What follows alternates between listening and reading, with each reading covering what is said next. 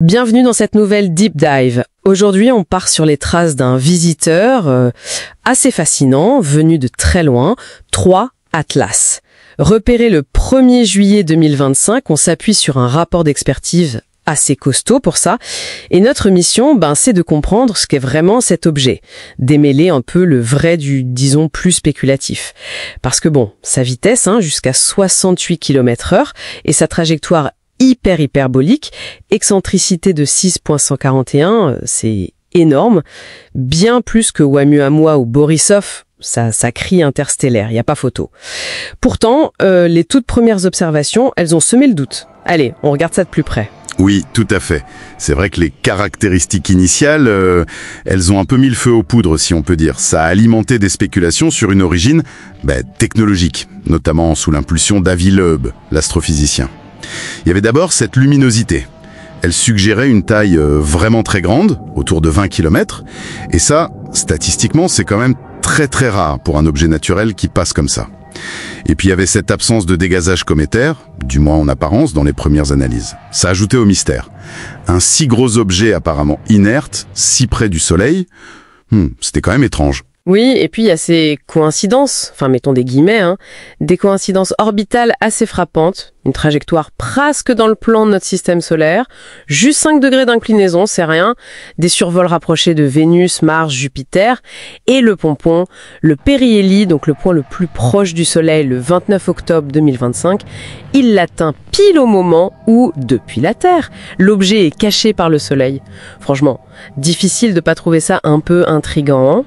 Certains ont même parlé d'une sorte de freinage volontaire, discret, une manœuvre d'Aubert inversée pour entrer dans notre système sans trop se faire remarquer. Exactement.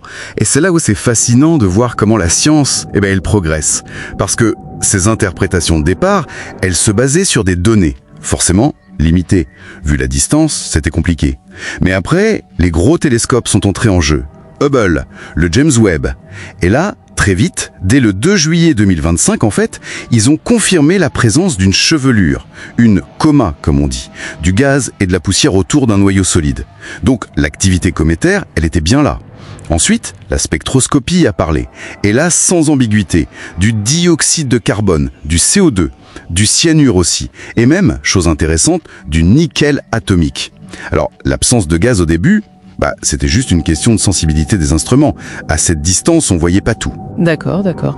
Donc le gaz, c'était juste qu'on le voyait pas au début. Mais alors cette taille énorme qu'on avait estimée... Ça tenait plus la route avec la découverte de cette chevelure, j'imagine. Mais non, justement, c'est ça la clé. Cette luminosité assez bluffante, elle venait en très grande partie de la chevelure, de ce nuage diffus, pas du noyau lui-même. Le noyau, en réalité, il est beaucoup plus petit.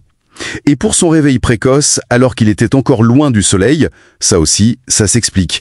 C'est lié à une forte présence de glace de CO2. Cette glace, elle se sublime. Elle passe de solide à gaz à des températures bien plus basses que la glace d'eau. Donc forcément, la comète s'active plus tôt, plus loin. Même cette fameuse queue antisolaire qui avait l'air de pointer vers le Soleil, elle a aussi son explication. Ce sont de grosses particules de poussière, de plusieurs centaines de microns. Elles sont trop lourdes, trop massives, pour être facilement repoussées par la pression du rayonnement solaire.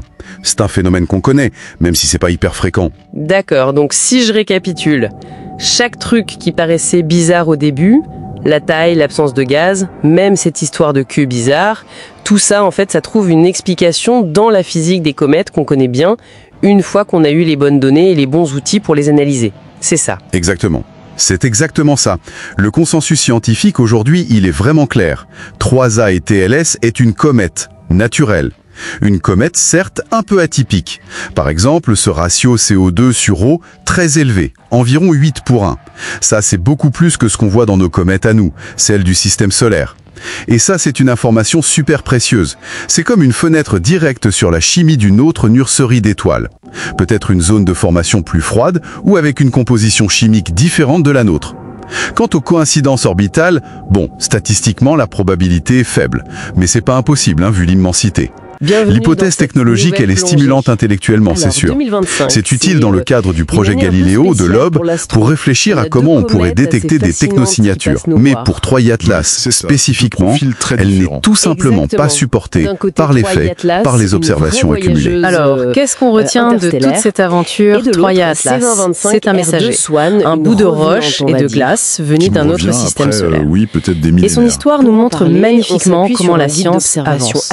Des données limitées, ça peut ouvrir la porte à des scénarios un peu fous, excitants, mais c'est l'accumulation de preuves solides, l'analyse rigoureuse qui permettent petit à petit de converger vers l'explication la plus probable, basée sur les faits. On a vraiment vu le processus scientifique à l'œuvre, en direct. Atlas, voilà, notre exploration de Troya Atlas s'est terminée ici.